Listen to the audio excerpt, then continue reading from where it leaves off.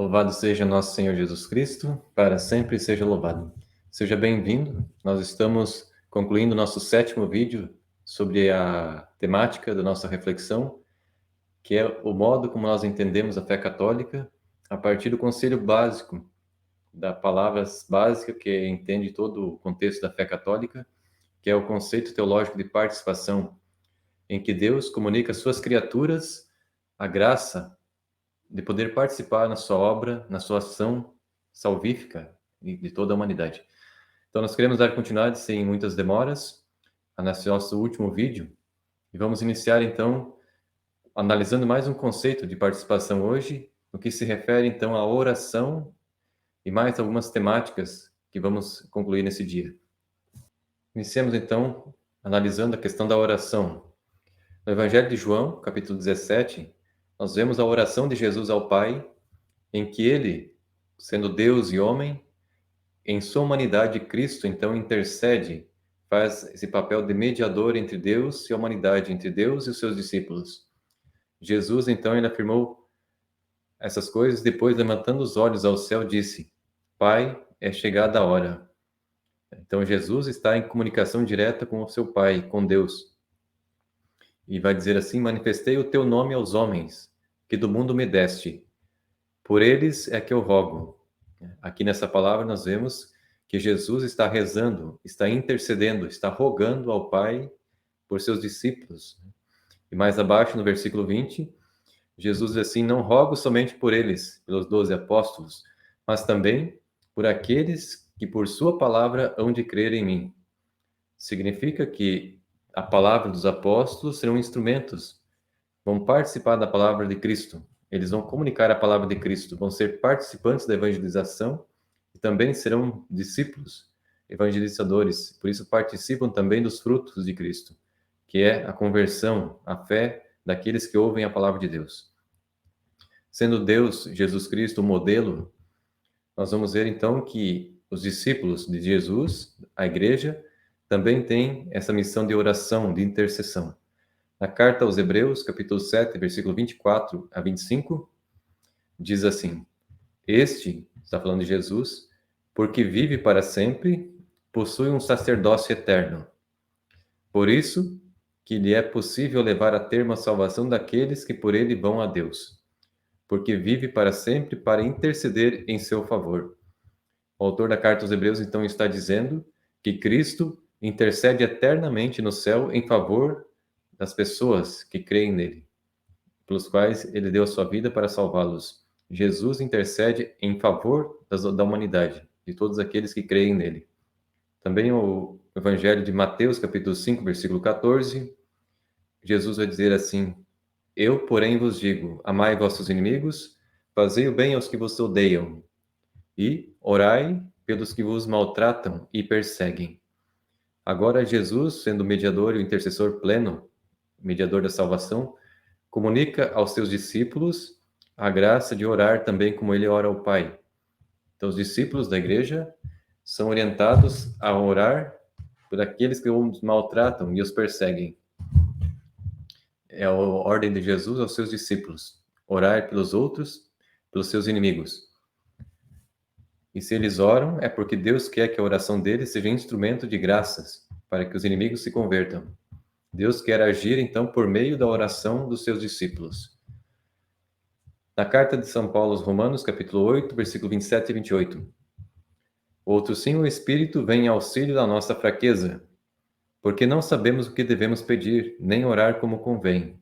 Mas o Espírito mesmo intercede por nós com gemidos inefáveis. O autor, o apóstolo Paulo, então, está dizendo que é próprio Deus, o Espírito Santo, que presente em nós, em nossa alma, na alma do batizado, do cristão, do católico, é o Espírito Santo que intercede através de nós. Significa que Deus, em sua divina providência, quer que o ser humano ore, peça a Deus graças, e é o Espírito Santo mesmo quem suscita, inspira que nós oremos e peçamos ao Pai benefícios de conversão, de cura, de libertação para as pessoas que estão longe dele, estão longe de Deus, para que Deus derrame então graças naqueles que estão longe. Deus poderia ter feito diretamente, poderia ter escolhido outros meios de atingir essas pessoas que estão longe dele, mas Deus determinou que seja por meio da oração, da participação das criaturas, que oram, intercedem, fazem sacrifícios, e esses atos de amor que eu posso fazer por um pagão, Deus, através do meu ato, ele derrama graças, então, para aquelas pessoas pelas quais nós oramos e intercedemos. Deus determinou dessa forma, é da vontade dele. Também na carta aos Efésios, o apóstolo Paulo, no capítulo 6, versículo 18, o apóstolo Paulo diz assim: intensificai as vossas invocações e súplicas, orai em toda circunstância, pelo Espírito, ou seja, pelo Espírito Santo, no qual perseverai com intensa vigília e de súplicas por todos os cristãos. O apóstolo Paulo, então, está incentivando, intensificai, ou seja, rezem mais, rezem com mais intensidade, com mais quantidade de oração. Vossas invocações, né? Súplicas, pedidos, orai com toda circunstância, todo espírito, com perseverança, com intensa vigília de súplicas por todos os cristãos, e essa oração em benefício dos cristãos, de outras pessoas. Nós, então, estamos intercedendo, estamos rezando a Deus, fazendo o que Cristo fez, rezando ao Pai.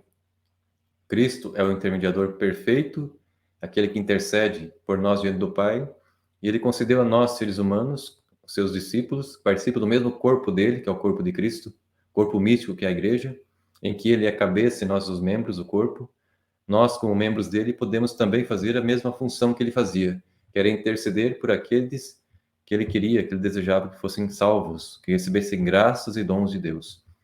Na primeira carta a Tessalonicenses, capítulo 5, versículo 25, o apóstolo Paulo diz assim: irmãos, orai também por nós.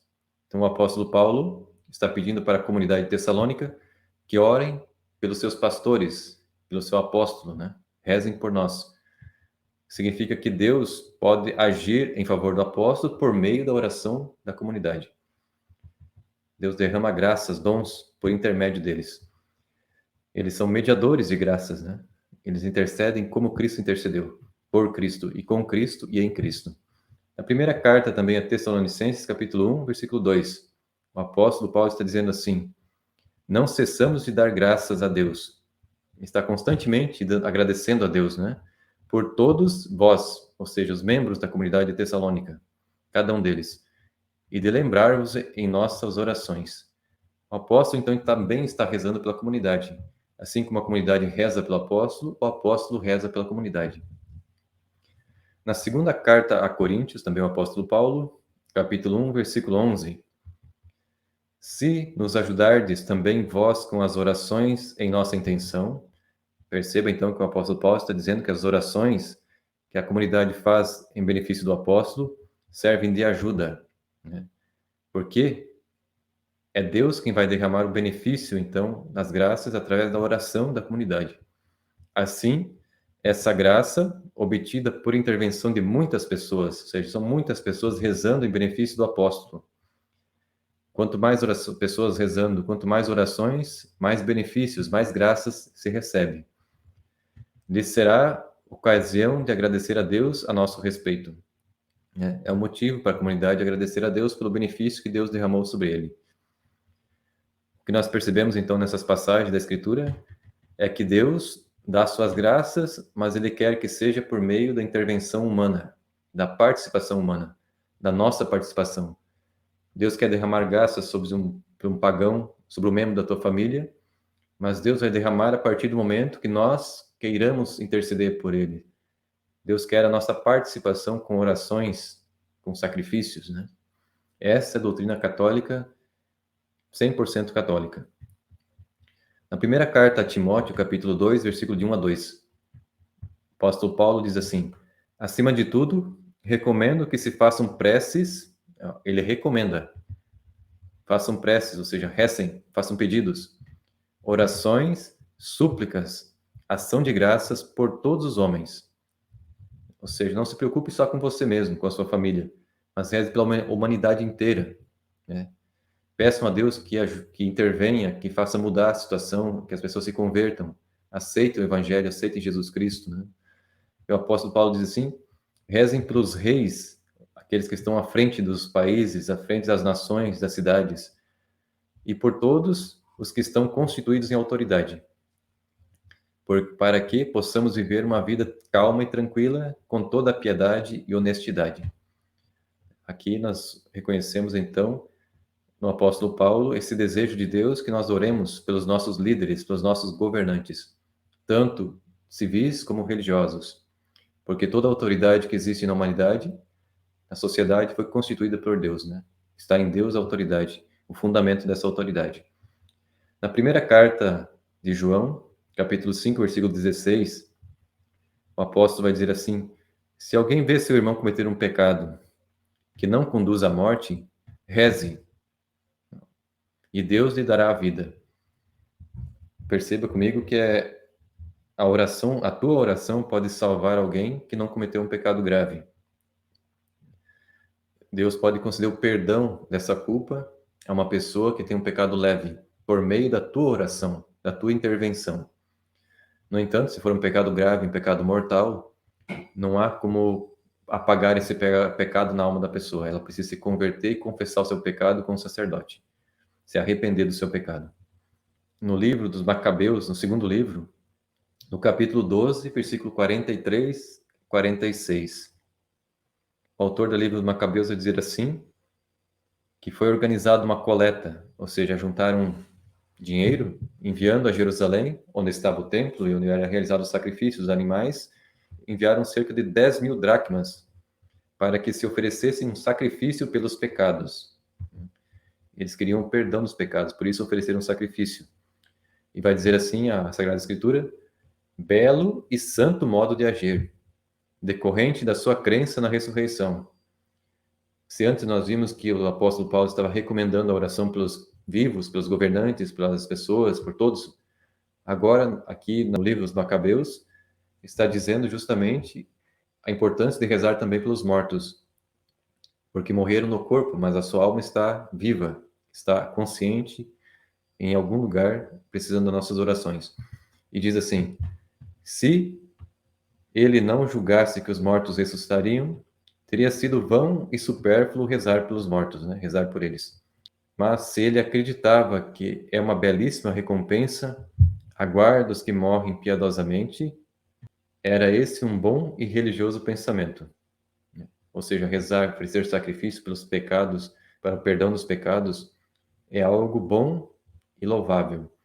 Eis porque ele pediu um sacrifício expiatório, ou seja, para apagar o pecado, para que os mortos, ou seja, aqueles que já faleceram, fossem livres de suas faltas, ou seja, se fossem perdoados as suas almas onde eles estiverem nesse momento.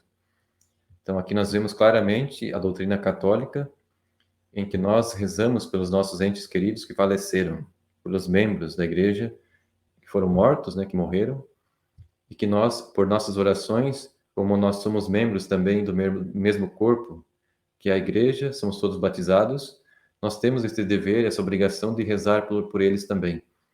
Porque se eles estiverem tendo que pagar as suas penas no purgatório, Deus concede então abrandamento às suas penas e às suas culpas. Outra realidade que fala sobre a oração pelos mortos, nós vemos no livro de Tobias, capítulo 12, versículo 12. Quando tu, está falando de Tobias, Tobit, oravas com lágrimas e enterrava os mortos. Há duas situações presentes nessa situação. Primeiro, que ele orava com lágrimas, ele estava rezando a Deus. E nesse momento ele enterrava os mortos. Ou seja, ele estava rezando, Tobit estava rezando pelas almas daquelas pessoas, aqueles judeus que foram mortos. Quando deixavas a tua refeição e ias ocultar os mortos em tua casa durante o dia, para sepultá-los quando viesse a noite. Eu, está falando do anjo Rafael, eu apresentava as tuas orações ao Senhor. Então, enquanto Tobit fazia esse ato de orar e enterrar os mortos, o anjo Rafael, ele pegava as orações de Tobit e levava a Deus. Aí fica uma questão: se Deus é onisciente, sabe todas as coisas, vê todas as coisas, que necessidade haveria de o anjo pegar as orações de Tobit e levá-lo à sua presença? Deus não ouve as nossas orações?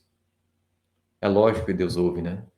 No entanto, Deus quer que assim fosse, que dessa forma acontecesse.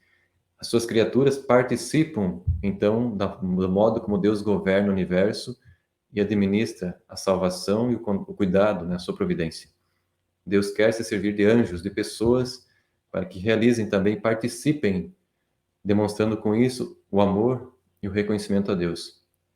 E o amor mútuo entre eles, né? Por que então o anjo precisa apresentar as orações ao Senhor? Né? Porque Deus assim quer. Depois de analisarmos a participação do ser humano nas orações da intercessão de Cristo, nós vemos que há outra forma de participação humana, quando Deus confere ao ser humano a graça de realizar milagres e curas. Né? O próximo tópico que nós vamos analisar agora de participação são nas curas e milagres. No livro dos Atos dos Apóstolos, no capítulo 2, versículo 22, está dizendo assim, o apóstolo Pedro disse: Israelitas, ouvi essas palavras. Jesus de Nazaré, homem de quem Deus tem dado testemunho diante de vós com milagres. O testemunho de Deus se expressa exteriormente pelos milagres, né? Algo que não pode ser explicado pela ação da natureza. Por prodígios, né? Algo grandioso. Por sinais que Deus, por Jesus, realizou no meio de vós, como vós mesmos sabeis. Todos nós sabemos que a Sagrada Escritura está recheada de milagres e prodígios que Cristo realizou. E o apóstolo Pedro está dizendo justamente isso aos judeus, né? Que Jesus, então, foi confirmado por Deus através dos seus milagres, dos seus prodígios. Não só pela palavra de sabedoria, mas por ações, por obras, por boas obras.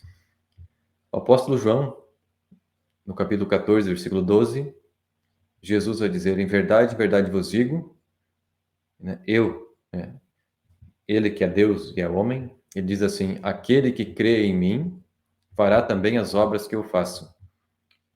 Significa que Jesus, Deus, está conferindo às suas criaturas, aos seus discípulos, aqueles que acreditam nele, que são os apóstolos, o mesmo poder de fazer as mesmas obras que Jesus fazia. Fará as obras que eu faço. Ele vai dizer mais, fará até maiores que essas que eu faço. Se Jesus, em vida, quando estava sobre a terra, ressuscitou mortos, depois de 4 dias de morto, se ele andou sobre as águas, se ele curou cegos, leprosos, os discípulos de Cristo, seres humanos, criaturas que acreditam nele, fariam as mesmas obras que ele fez, e até maiores. Porque vou para junto do Pai. E tudo o que pedirdes ao Pai em meu nome, vou-lo farei, para que o Pai seja glorificado no Filho. Então você vai percebendo que as criaturas participam do poder de Jesus, do poder de curar, de fazer milagres, né? E se você ler a história dos santos da Igreja Católica, não só dos apóstolos da Sagrada Escritura, há dezenas, centenas de milhares de milagres realizados pelos santos, porque eles creram em Cristo e por crerem em Cristo, eles realizaram muitos milagres, né? Vários milagres. Em Atos dos Apóstolos, capítulo 5, versículos 15 e 16, está dizendo assim, retratando os milagres que aconteciam pelos apóstolos, né?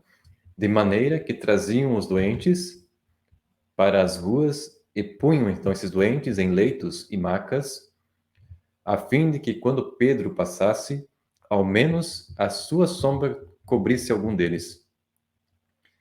Você vai percebendo que os poderes que Jesus tinha são também presentes na igreja.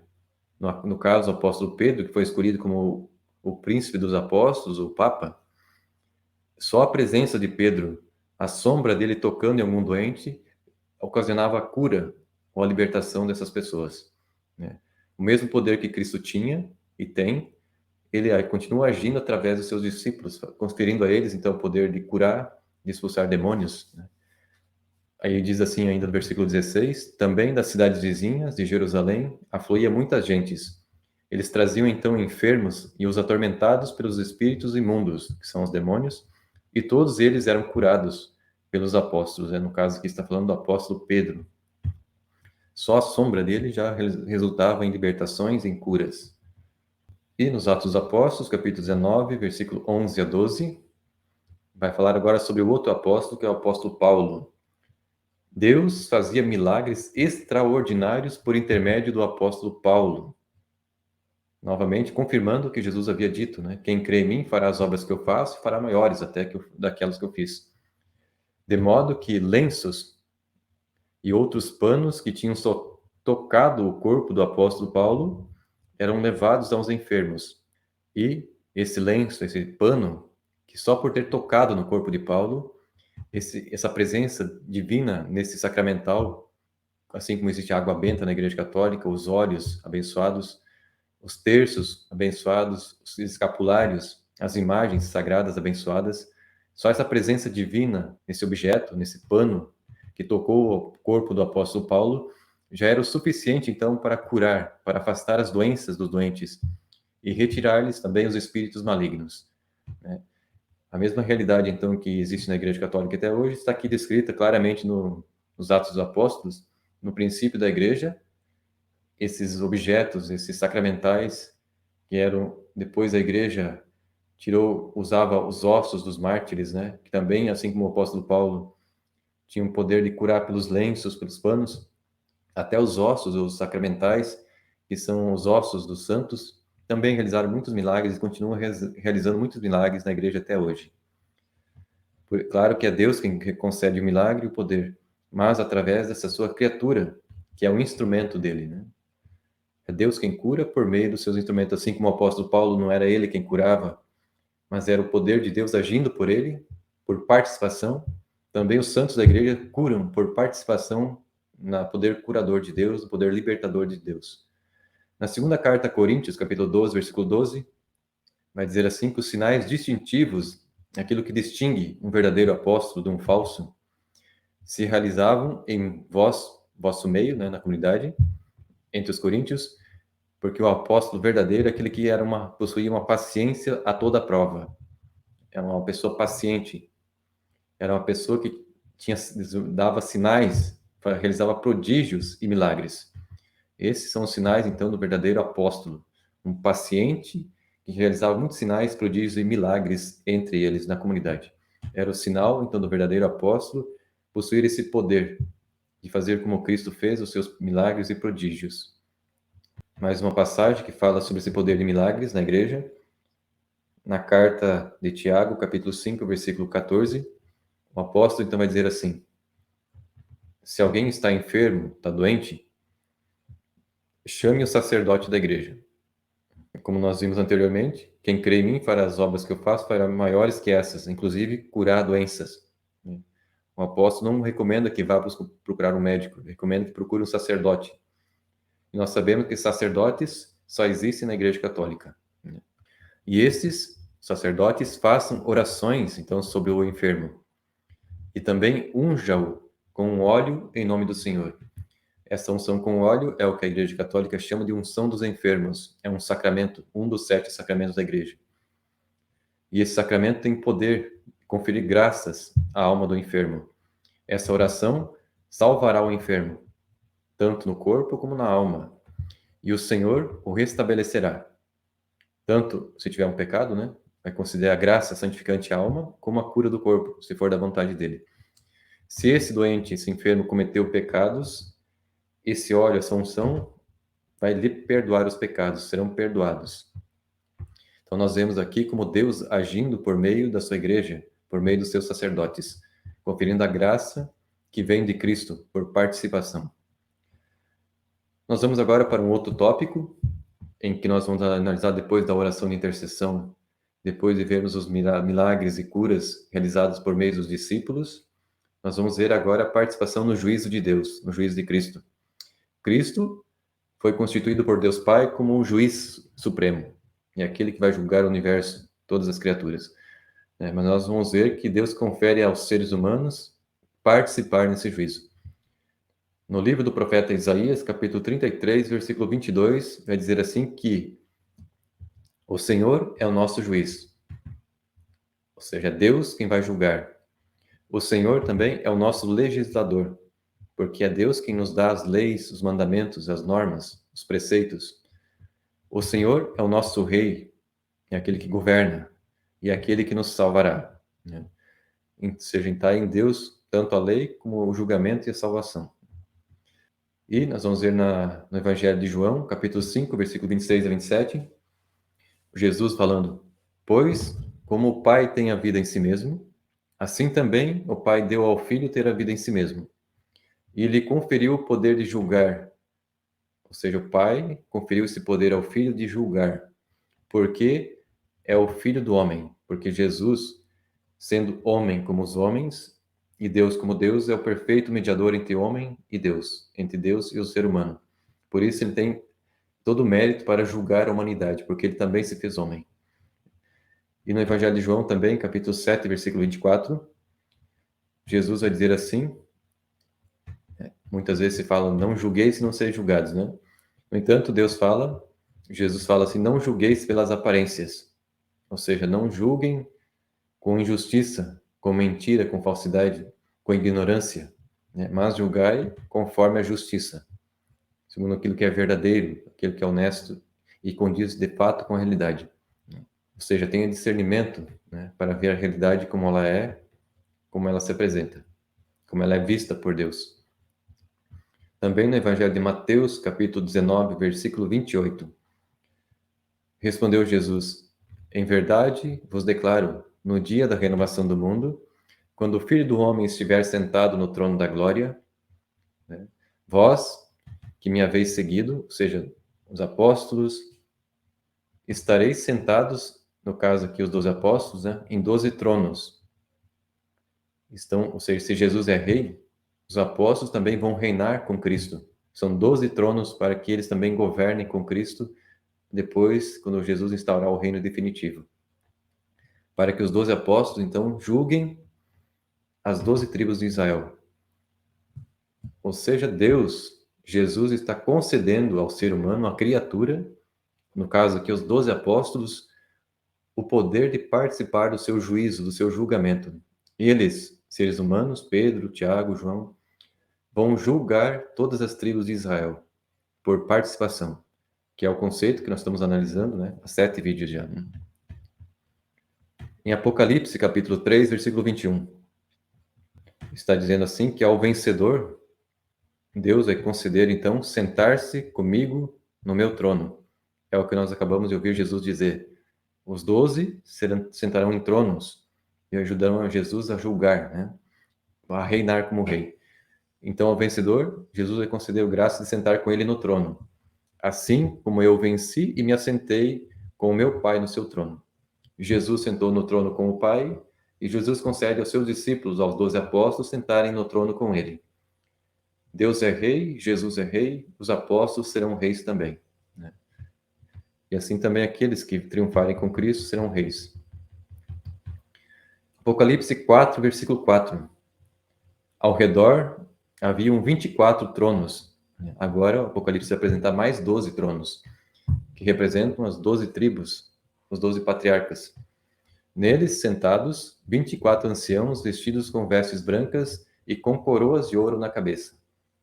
Então você vai perceber aqui que Cristo, Deus, está concedendo a criaturas muito inferiores, né, que ele, a graça de participar com Deus da sua realeza. É uma graça que foge totalmente à nossa condição humana, à nossa questão de criatura, que são tão inferior. Mas Deus quer assim, ele que determinou dessa forma. Por mais que gostemos ou não, é Deus quem dá o que ele quer, o que lhe pertence, o que lhe é próprio a quem ele quiser. Apocalipse, capítulo 20, versículo 4. Vi, o apóstolo João está dizendo, vi tronos, e sobre os quais se assentaram aqueles que receberam o poder de julgar. Perceba que já não é só Cristo que julga, mas aqueles que estavam sentados no trono. E quem estavam sentados nos tronos eram as almas dos que foram decapitados por causa do testemunho de Jesus. São aqueles que passaram pelo martírio na grande tribulação. Esses também se sentaram em tronos no céu como reis e também receberam de Deus o poder de participar do seu juízo, do seu julgamento. E todos aqueles que não tinham adorado a fera e a sua imagem, e não tinham recebido o sinal da sua mão e nem da sua fronte. Eles viveram para uma vida nova e reinaram com Cristo por 1000 anos. Note que Deus confere, então, esses também mártires a graça de se tornarem reis por participação com Cristo e reinar com Cristo. Como você pode perceber em tudo que a gente está vendo até agora, que Deus não é mesquinho de querer, como se diz por aí, a Deus só glória. Glória só a Deus, né? Só Jesus salva. É lógico que só Jesus salva. Lógico que a glória toda vem de Deus. Mas Deus quer participar a sua glória ao ser humano, às criaturas. E isso está claramente presente na Escritura e é o que a Igreja Católica entende, né? Por isso que a Igreja Católica é aquela que possui a verdade plena.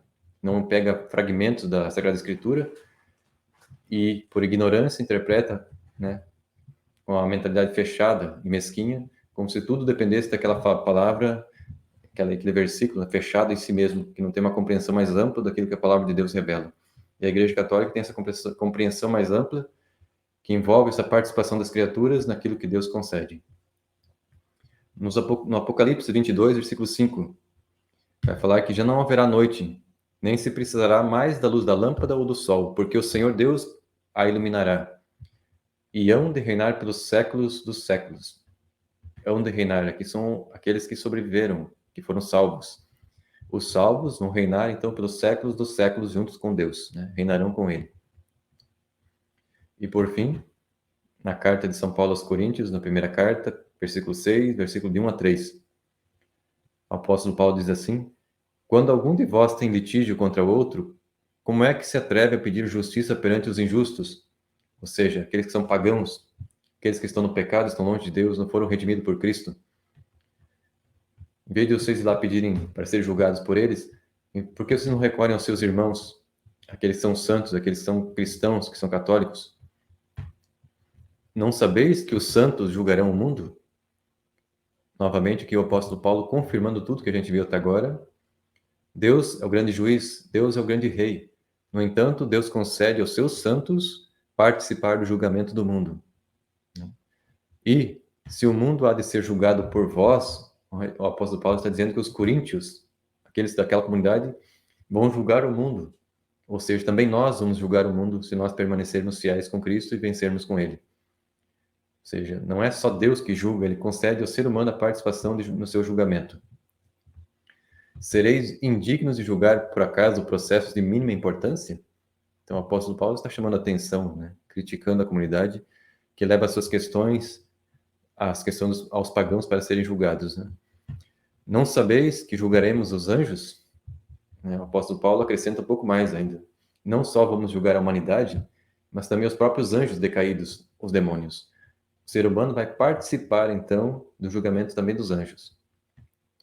Quanto mais as pequenas questões dessa vida, né? Somos capazes de resolver, julgarmos as nossas diferenças, né, dentro da igreja. Então, está muito claro que Deus, ele concede, ele não é um Deus egoísta, fechado em si mesmo, né? Apesar de ser poderoso, porque Deus é amor, se comunica e ele quer que as criaturas participem dessa sua realidade, desse seu poder, daquilo que ele próprio é. Deus, né, o apóstolo Pedro vai dizer assim, que nós vamos participar inclusive da sua própria natureza divina. Não porque nós vamos nos transformar em Deus, mas porque Deus quer que nós participemos da sua vida divina. E agora, um tópico seguinte, nós vamos analisar a participação nossa, das criaturas, na glória de Deus. Tem uma das sentenças protestantes que é a glória só se dá a Deus, né? Mas nós vamos ver na Sagrada Escritura que não é bem assim que acontece, né? Deus não tem uma visão tão fechada, tão mesquinha. No Salmo 83, versículo 12, vai dizer assim: porque o Senhor Deus é o nosso sol, é o nosso escudo. O Senhor dá a graça e a glória. Ou seja, o Senhor dá a graça e também dá a glória. Ué, se a glória não é só para Ele, por que Deus está dando glória? Está dando glória a quem? As criaturas, né? Ele não recusa os seus bens àqueles que caminham na inocência. Ou seja, Deus está comunicando a participação na sua própria glória àqueles que participam no caminho na inocência. Deus comunica, dá a glória e a graça. Também, no livro do Eclesiástico, capítulo 44, 12 e 13. Os filhos de seus filhos, ou seja, seus netos, são uma santa linhagem, né? Ou seja, são pessoas santas que observam os mandamentos, né? Que são pessoas de fé. Esses seus descendentes mantêm-se fiéis às alianças que Deus fez com o povo. E por causa deles, por serem esse testemunho, por causa de seus filhos, permanecem para sempre e sua posteridade, assim como a sua glória não terá fim. Ou seja, a glória dessas pessoas santas que guardam a aliança e o mandamento não terá fim. A palavra de Deus está glorificando, então, essas pessoas que vivem a aliança que Deus firmou com o seu povo. Deus está comunicando glória, né, a essas pessoas, por participação. João, capítulo 8, versículo 12. Falou-lhes outra vez Jesus. Então, se Jesus é Deus e é homem, Jesus diz assim: eu sou a luz do mundo. De fato, Deus é a luz do mundo. Ele é a fonte de tudo. E aquele que me segue não andará nas trevas, mas terá a luz da vida. Todo mundo concorda com isso, né? Mas em Mateus 5, versículo 6, Jesus também diz assim aos seus discípulos, aos apóstolos: vós sois a luz do mundo. Ué, Jesus disse que ele é a luz do mundo e agora está dizendo que vocês, os discípulos, são a luz do mundo. Significa que Deus, Jesus, quer que o ser humano participe da sua própria luz. Ou seja, o ser humano seja também luz no mundo. A luz de Cristo brilhando nos seus discípulos. Por participação. Mateus 6, 29. Entretanto, eu vos digo que o próprio Salomão, no auge de sua glória, não se vestiu como um deles. O próprio Jesus dizendo que Salomão, no auge de sua glória, ou seja, a glória que Deus concedeu a Salomão. É Deus quem dá a glória, né? Salomão não se vestiu como um lírio do campo, porque não tinha essa condição de se vestir com a beleza de um lírio. No entanto, Deus cuidava dos lírios, né, do campo, né? Mas aqui no caso estamos analisando a questão da glória nas criaturas. João 17, 22. Jesus dizendo na sua oração, quando está se dirigindo ao Pai do céu. Jesus disse assim: dei-lhes a glória que me destes.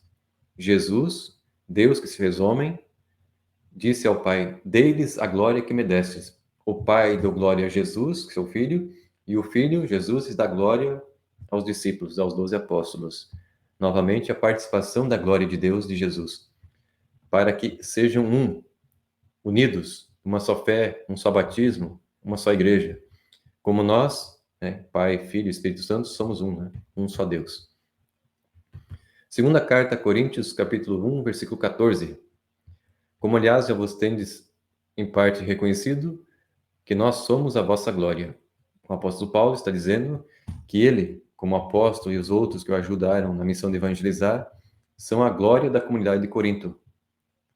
Exatamente como vós sereis a nossa glória no dia do Senhor Jesus, no dia que Jesus julgar, o apóstolo vai ser a glória da comunidade e a comunidade vai ser a glória do apóstolo. Ou seja, as criaturas também participam da glória. Não é essa visão fechada que os protestantes divulgam tanto por aí e creem com uma certeza absurda, né? Primeira carta a Tessalonicenses, capítulo 2, versículo 19. Pois quem, senão vós, será a nossa esperança, a nossa alegria e a nossa coroa de glória ante nosso Senhor no dia da sua vinda? Novamente, o apóstolo Paulo está dizendo que a comunidade de Tessalônica será a coroa de glória, ou seja, é a glória do apóstolo, do seu fruto, do seu trabalho, participando da evangelização, da cura e salvação das almas, por meio do apostolado dele.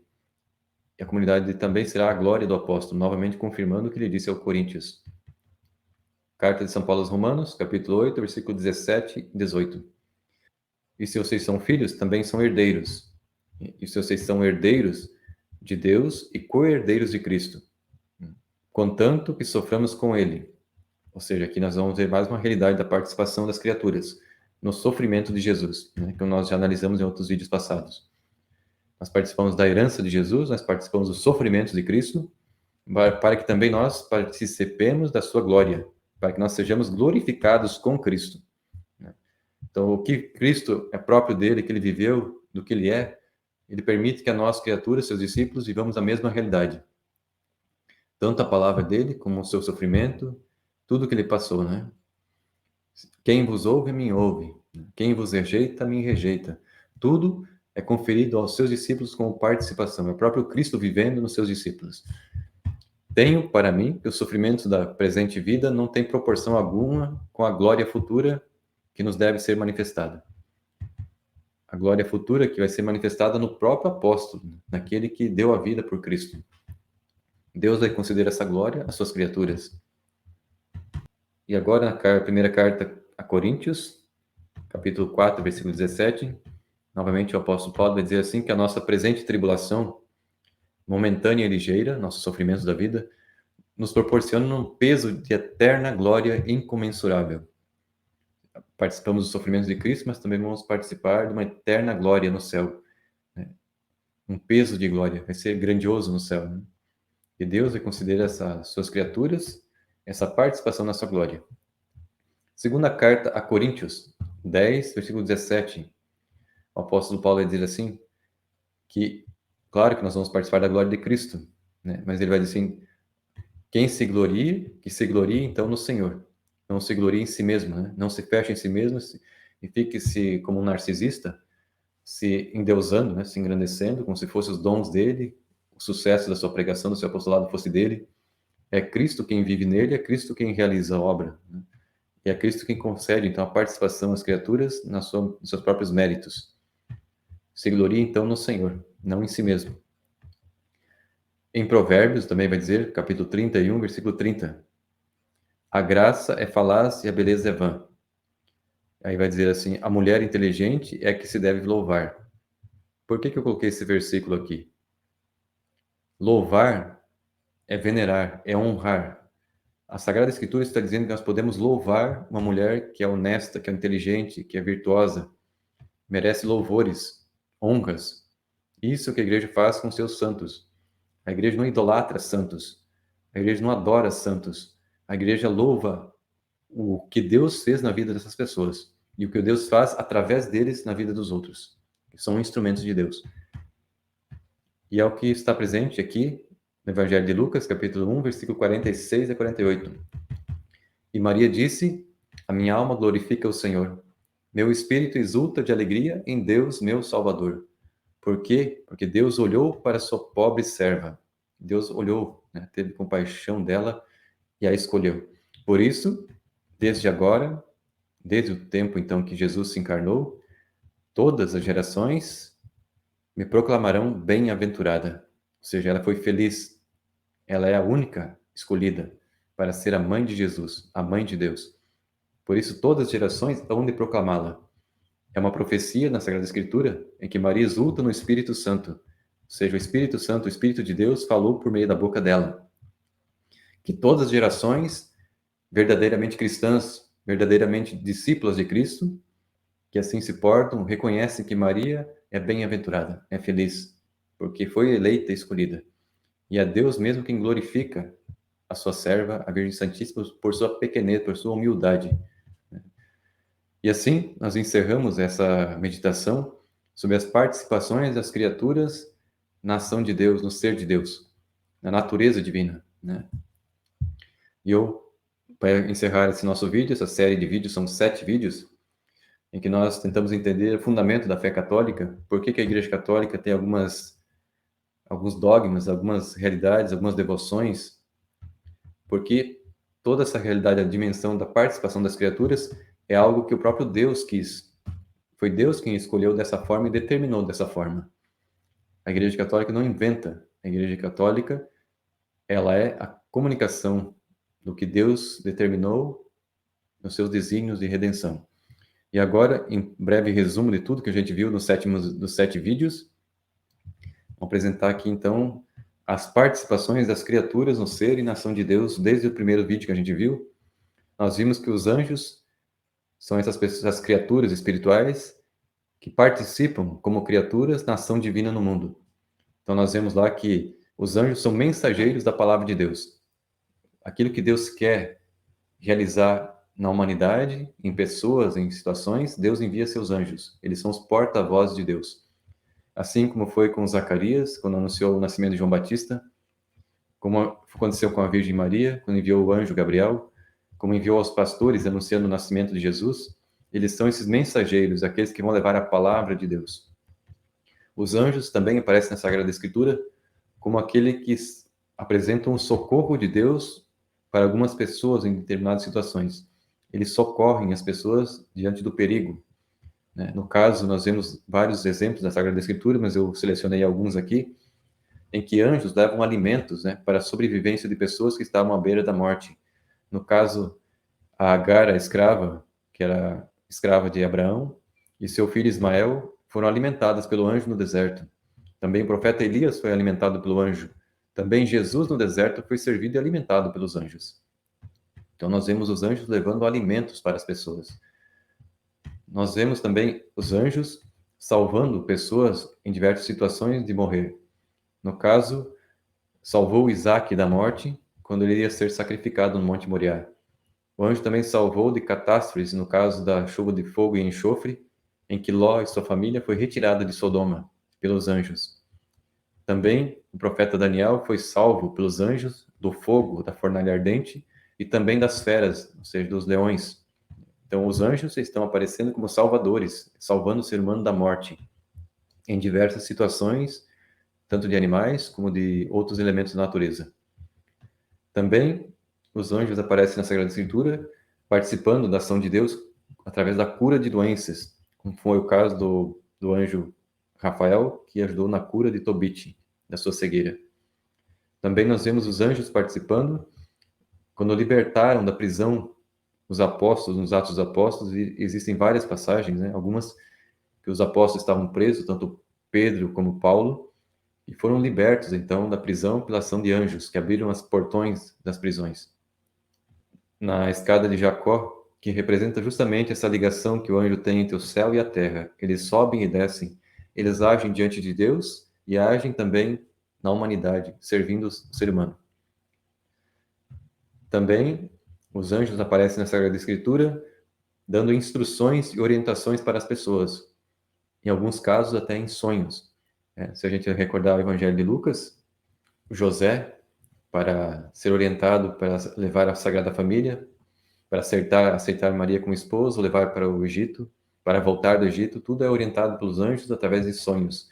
E também em vigílias, em aparições de anjos que orientam as pessoas, né? Dão instruções. E os anjos são guardiões dos seres humanos. Nós chamamos, a Igreja Católica chama de anjos da guarda, que Deus concede um para cada ser humano, para acompanhá-lo desde a sua concepção até a sua chegada no céu. Também os anjos aparecem na Sagrada Escritura como soldados de Deus.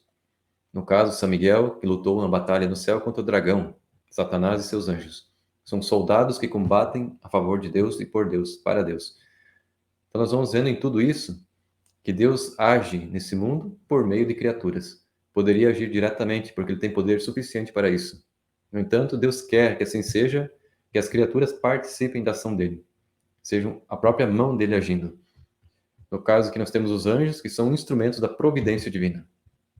A providência divina é justamente isso, que ela é governada pela sabedoria de Deus, que conduz, então, a história pessoal de cada um de nós e da humanidade para o seu destino, né? Para aquilo que Deus projetou e planejou. E os anjos colaboram nessa ação de Deus em relação à humanidade.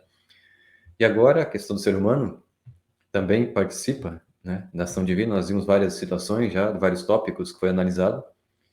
O ser humano, então, com a encarnação de Cristo, então, veio participar da nossa natureza humana, ele assumiu a nossa humanidade, para que nós pudéssemos participar da sua natureza divina. E nós vamos ver claramente isso nas missões, na ação da igreja, que é a própria ação de Cristo através dos apóstolos, né, dos seus discípulos. Mas lá no Gênesis, já Deus concedeu ao ser humano a graça de participar no seu poder de criador, de gerador. Deus concede ao ser humano a graça de gerar filhos, né? Adão e Eva. Depois toda a humanidade, toda a descendência foi participando com Deus na geração de filhos, né? O ser humano gera biologicamente um corpo e Deus cria a alma, infunde a alma em cada ser humano. É uma participação do humano e o divino. Deus concede o poder também à humanidade de dominar sobre a natureza, sobre os animais, sobre as aves, sobre os peixes. Tudo foi criado e posto para que o ser humano pudesse governar. Assim como Deus governa o universo, governa o ser humano participa desse governo da natureza. A questão da paternidade, esse poder de proteger, de sustentar, né, de cuidar, de procriar, né, de gerar, Deus concede também aos pais participar da sua própria paternidade divina. A mesma situação existe nas lideranças dos governos sociais e religiosos da sociedade. São participações desse governo que Deus tem sobre o universo, sobre as pessoas. Muitas vezes esses líderes, eles libertam o povo realizando uma ação que Deus quer que seja realizada. Os reis, os juízes, os sacerdotes são essas pessoas que estão à frente, que são as autoridades e que governam então o povo, agindo em nome de Deus. Também Deus concede ao ser humano, então, participar no anúncio da palavra de Deus. Pela boca da pessoa, Deus fala. Deus falou pela boca de Jesus. No entanto, Deus fala pela boca dos apóstolos, né? O apóstolo Paulo diz assim: vocês fazem bem em acolher a minha palavra, não como palavra humana, mas como palavra de Deus, porque de fato é palavra de Deus, né? Porque ele fala em nome de Deus aquilo que ele recebeu de Deus. No caso, o profetismo e o sacerdócio são aqueles que falam, então, a palavra de Deus, anunciam o evangelho, por participação no que Cristo realizou. E a questão do corpo místico de Cristo, que é a igreja, né? Jesus é cabeça, a igreja é seu corpo. São uma unidade, né? Uma só coisa, uma só. Assim como o marido e a esposa se unem, formam uma só carne, a igreja e Cristo são uma só carne. Nós participamos na vida de Cristo através do Pentecostes, da vinda do Espírito Santo. O nosso corpo é constituído de matéria, de carne, mas nós temos uma alma que é espiritual. A igreja também tem essa mesma analogia. A igreja é como se fosse o corpo e o Espírito Santo é como se fosse a alma da igreja. A alma que move o corpo, que move a igreja nos seus 2000 anos de história e vai continuar movendo até o final dos tempos. E a forma de entrar, participar desse corpo místico de Cristo, de receber o Espírito Santo, é por meio do batismo. Esse sacramento que confere, então, àquele que crê em Cristo, que é batizado, em nome do Pai, do Filho e do Espírito Santo, a graça de deixar de ser uma criatura divina para se tornar um filho de Deus, por participação na filiação de Jesus. E sendo participantes, como nós vimos anteriormente, nós participamos também da herança. E essa herança concede a nós também a graça de participarmos da natureza divina de Jesus. Ele é Deus e homem, nós vamos participar então dessa parte divina dele. Nós recebemos também no batismo o perdão do pecado original. Nós recebemos a graça de nos tornarmos membros da Igreja de Cristo. Somos incorporados a Cristo. Na morte, também nós participamos na morte de Cristo, pelo batismo, para que também nós participemos da sua ressurreição. Cristo morreu, nós participamos da sua morte, Cristo ressuscitou, e nós também vamos participar da sua ressurreição. No final dos tempos, depois da sua vinda gloriosa, todos vão ressuscitar e vão receber corpos gloriosos, os que vão se salvar. Nós participamos também na pregação do Evangelho.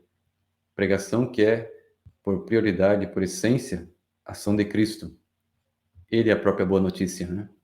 No entanto, ele concede às criaturas, aos apóstolos, a missão de pregar o Evangelho, por participação. Nós participamos também recebendo a fé. Nós participamos, como vimos, realizando curas. Nós participamos realizando milagres, profetismos. Nós participamos nas promessas de Cristo. Nós participamos nos dons do Espírito Santo e seus carismas. Então, são várias as situações que nós podemos participar, então, da realidade de Cristo. Deus concede a nós participarmos de tudo isso.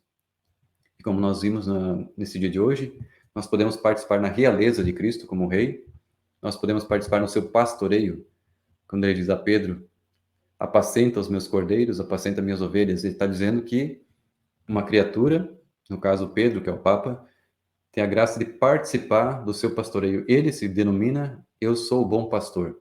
Né? Ele é o pastor supremo. No entanto, ele confere a Pedro o pastoreio das ovelhas dele, né? Por participação. Nós podemos participar no juízo de Cristo, como nós vimos hoje. Nós podemos participar, no caso, perdoando os pecados, que é a missão dos sacerdotes. Aqueles pecados que vocês perdoarem serão perdoados, aqueles que vocês retiverem serão retidos. É Cristo quem dá esse poder de participar do seu poder de perdoar pecados, poder que só Deus possui. Deus concede a graça de participar nos exorcismos, expulsar o demônio, como nós vimos antes, no dia de hoje, onde apenas lenços do apóstolo Paulo, onde a sombra de Pedro expulsava demônios, né? É uma participação no poder de Cristo de exorcizar os demônios, os espíritos impuros. Também nós participamos dos sofrimentos de Cristo, para que nós também participemos depois na glória de Cristo. Nós participamos na oração de intercessão, como nós vimos hoje. Cristo é o intercessor supremo, nós participamos também nessa intercessão. Nós participamos também na reparação dos pecados. nós podemos reparar os danos causados pelos pecados nossos próprios e também dos pecados daqueles que estão longe de Deus, que precisam reparar os seus pecados. Nós, como pertencentes ao mesmo corpo de Cristo, a mesma igreja, nós possuímos uma ligação espiritual. Todos participamos do mesmo corpo, somos membros do mesmo corpo. Por isso, através de atos de amor, nós podemos, então, nos doar e pedir a nossa salvação pessoal e a do próximo. Nós temos essa graça de interceder pela salvação dos irmãos. E também, por fim, coloquei aqui, anotei, que nós podemos participar no serviço. Cristo disse que ele veio para servir e não ser servido. Ele veio para servir e dar a vida para o resgate de muitos. E nós, como seus colaboradores, devemos ser como ele, participar do seu serviço, sermos servidores como ele foi. Então, com isso, nós concluímos essa série de vídeos, são 7 vídeos, falando justamente sobre isso, sobre esse conceito teológico da participação divina. Nós podemos, então, realizar essa missão de participar em tudo aquilo que Deus quis e determinou que fosse realizado. Foi um desígnio de Deus e sua própria vontade que o ser humano participasse, então, de várias situações, várias realidades, que são as mais amplas possíveis, né? Como a gente viu, são vários tópicos, várias situações em que Deus confere às suas criaturas participarem da sua ação no mundo, né? Desde a ação dos anjos como as dos homens, através da sua igreja. Acho que assim, a partir de tudo que a gente viu, já dá para ter uma noção clara do porquê a Igreja Católica tem algumas concepções, a sua fé, os seus dogmas são baseados justamente nessa visão mais ampla da Sagrada Escritura, não é fechada a conceitos rasos e fundamentalistas, como acontece muitas vezes com as seitas, que a Igreja compreende a Sagrada Escritura de modo como ela foi deixada por Cristo aos apóstolos e depois transmitida aos seus sucessores, que foram os apóstolos, que são os bispos da Igreja Católica, que estão até hoje governando o povo de Deus há mais de 2000 anos. Por isso que a doutrina católica, ela é bem fundamentada e tudo está bem ligado, tudo bem amarrado, né? Porque há 2000 anos a doutrina da Igreja Católica permanece estável, ela não tem contradições. Em algumas situações ela é mais aprofundada com o passar do tempo, a compreensão dos dogmas aprofunda, mas nunca há contradições entre os dogmas da Igreja, sempre há um aprofundamento. E por isso a Igreja permanece viva e atuante até hoje, e vai permanecer porque as portas do inferno não vão prevalecer contra a Santa Igreja Católica. A mentira, o erro, a heresia não vai triunfar na Igreja Católica. A porta do inferno é justamente isso, a heresia. Coisa que acontece muito em todos os lugares em que as pessoas interpretam a Sagrada Escritura por sua própria conta. Ninguém tem o poder de interpretar as Escrituras, a não ser aqueles por quem foram encarregados e receberam a autoridade do Senhor. Então, que Deus te abençoe. Nós vamos continuar fazendo alguns vídeos agora, enfatizando alguns aspectos, respondendo e esclarecendo algumas questões, algumas acusações das outras igrejas que se dizem cristãs, que nos acusam, então, de algumas questões de idolatria ou alguns erros teológicos que eles nos acusam, quando, na verdade, eles estão na mentira, no erro, na heresia. Então, Deus te abençoe, tenha uma ótima semana, e depois nós continuamos, então, realizando mais alguns vídeos, para que a fé católica brilhe, ilumine e fortaleça a nossa fé, a nossa esperança e a certeza que nós estamos na Igreja de Cristo, a única Igreja de Cristo, aquela que tem os meios de salvação, os santos sacramentos da Igreja. Possui o sacerdócio, a Eucaristia, a confissão, os sacramentos do matrimônio, da ordem, da unção dos enfermos, o batismo. Os 7 sacramentos são os meios da graça que Cristo deixou na sua Igreja. Foi Ele que instituiu os sacramentos e a Igreja até hoje os administra. Então, que Deus te abençoe, tenha uma ótima semana e Deus te guarde e te abençoe. Amém. Em nome do Pai, do Filho e do Espírito Santo. Amém. Louvado seja nosso Senhor Jesus Cristo, para sempre seja louvado.